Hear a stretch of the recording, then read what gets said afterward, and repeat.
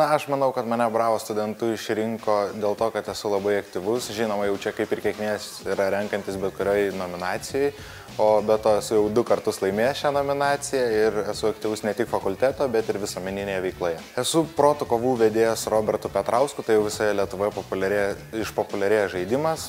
Esu dalyvavęs labai daug įvairių projektų ir renginių, kur susilieja netgi visos Lietuvos žvaigždės. Buvom pradėję tokią kaip ir akciją, kad pas mus studentai gautų maitinimą kolegijoje.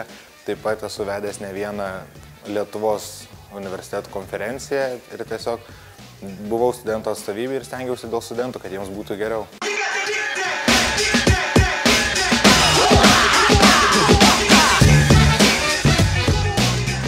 Kodėl man išrinko Bravo studentų, aš irgi norėčiau sužinoti, dėl ko, mano manimu, aš nelabai esu vertas šios nominacijos, bet dėkoju, kad išrinko mane. Tai gal dėl to, kad pasirodžiau gal fainas savo grupiokams, aktyvus, atstovauju studentų atstovybėj, mes keletą buvom renginių vedę, tai būtų Europos kalbų diena, vakar užgavėnės. Jei laimėsiu šią nominaciją, žinoma, padarysiu baliuką mažą.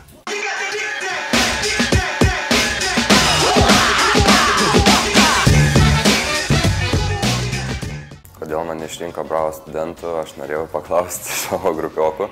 Pelniau simpatiją kažkokią visų studentų, nežinau, priklausau studentų atstovybei, dalyvauju visur, einu su grupiokais pasėdėti vakarais kur nors ir, nežinau, vaidenuosi kolegijai tiesiog. Iš tikrųjų, tai geriau kolegijai, bet norėčiau grįžti į mokyklą.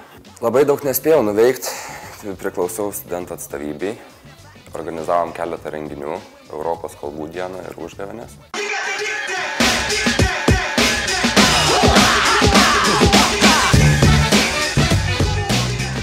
Mano manimu, mane išrinko Bravo studentė, nes pasirodžiau galbūt verta tos nominacijos. Gal buvau pastebėta kolegijai, kad užsiimu kokią nors veiklą.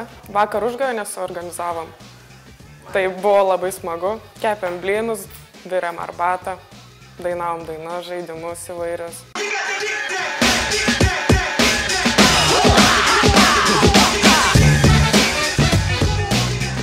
Mane išrinko Bravo studentė.